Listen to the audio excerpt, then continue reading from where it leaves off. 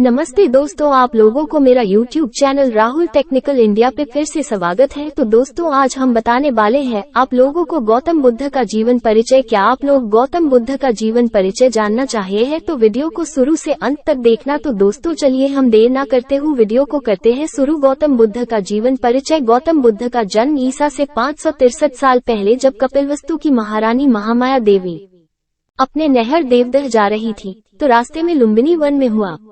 ये स्थान नेपाल के तराई क्षेत्र में कपिलवस्तु और देवदह के बीच नौतनवा स्टेशन से 8 मील दूर पश्चिम में रुक्मिंदेही नामक स्थान है, वहां आता है, जहां एक लुम्बिनी नाम का वन था। उनका नाम सिद्धार्थ रखा गया। उनके पिता का नाम शुद्धोदन था। जन्म के 7 दिन बाद ही मां का देहांत हो गया। सिद्धार्थ की मौसी गौतमी ने उनका लालन पालन किया। सिद्धार्थ ने गुरु विश्वामित्र के पास वेद और उपनिषद तो पढ़े ही, राजकाज और युद्ध विद्या की भी शिक्षा ली। कुश्ती, घुड़दौड़, तीर कमान, रथ हाँकने में कोई उसकी बराबरी नहीं कर पाता। सिद्धार्थ के मन में बचपन से ही करुणा भरी थी। उनसे किसी भी प्राणी का दुख नहीं देखा जाता था। ये बात इन उदाहरणों से स्पष्ट भी होती है। घुड़दौड़ में जब घोड़े दौड़ते और उनके मुंह से झाग निकलने लगता तब सिद्धार्थ उन्हें थका जानकर वहीं रोक देते और जीती हुई बाजी हार जाते थे।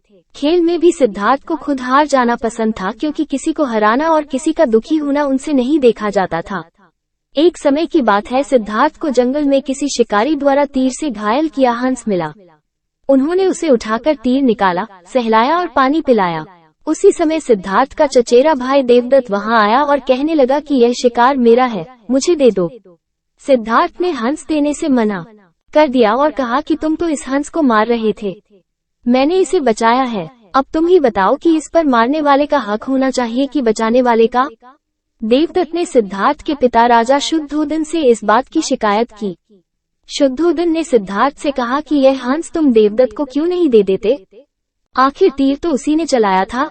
इस पर सिद्धार्थ ने कहा, पिताजी ये तो बताइए कि आकाश में उड़ने वाले इस बेकसूर हंस पर तीर चलाने का उसे क्या अधिकार था।